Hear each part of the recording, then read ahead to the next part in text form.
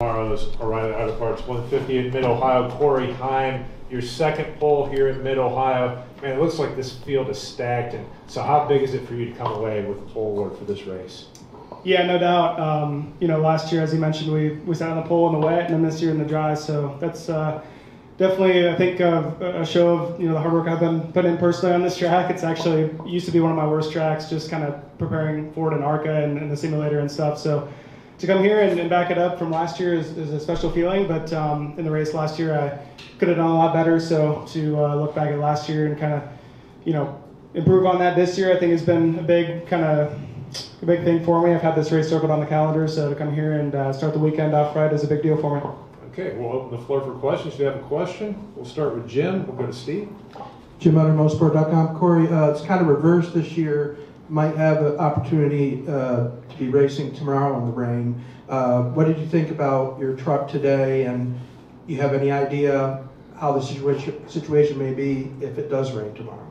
Yeah, I was really happy with everything today. As you mentioned, it might be reversed with the rain tomorrow, so I'm not really sure what the setup differences will be and if the handling will translate, but we were fast in the wet last year with my truck, and then we raced well. I just think I could have done a better job on my part. So to know that we have speed in the wet, or I personally have speed in the wet from last year is good.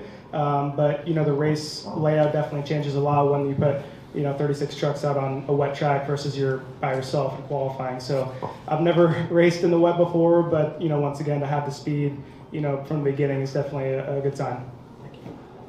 Steve Conley, podium finish. Corey, Mid-Ohio seems to be a driver, like you mentioned, hate the track, and then all of a sudden you adjust to it, and it becomes kind of a fun track. A lot of drivers say they really enjoy this. What are some of the challenges that you actually enjoy facing at this track?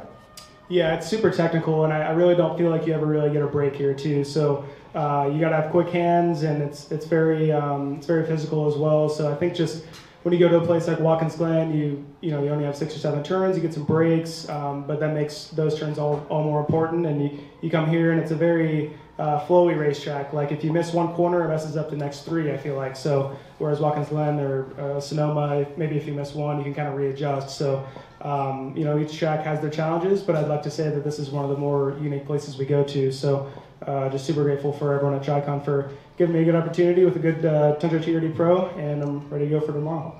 Now, Turn 1 was just recently repaved. I'm curious of how that felt for you and your truck, and compared to maybe how it felt last year. Yeah, funny enough, I actually didn't realize that it was repaved until I got there. So my braking mark was like 5 truck lengths back than what it ended up being in qualifying, and I think that's where a lot of the pickup was for me. But definitely not used to having that much grip in turn 1. It's typically one of your slicker corners where you really fight it on exit, but all of a sudden you got a lot of grip there. So I'm hoping that it doesn't completely take away the outside lane, because typically you are able to stay side by side to 1 and 2, or I'm sorry, 1, and then make it a good race going into 2. But guess we'll find out. Chris? ChrisTimeCatchers.com. Happy belated birthday, by the way.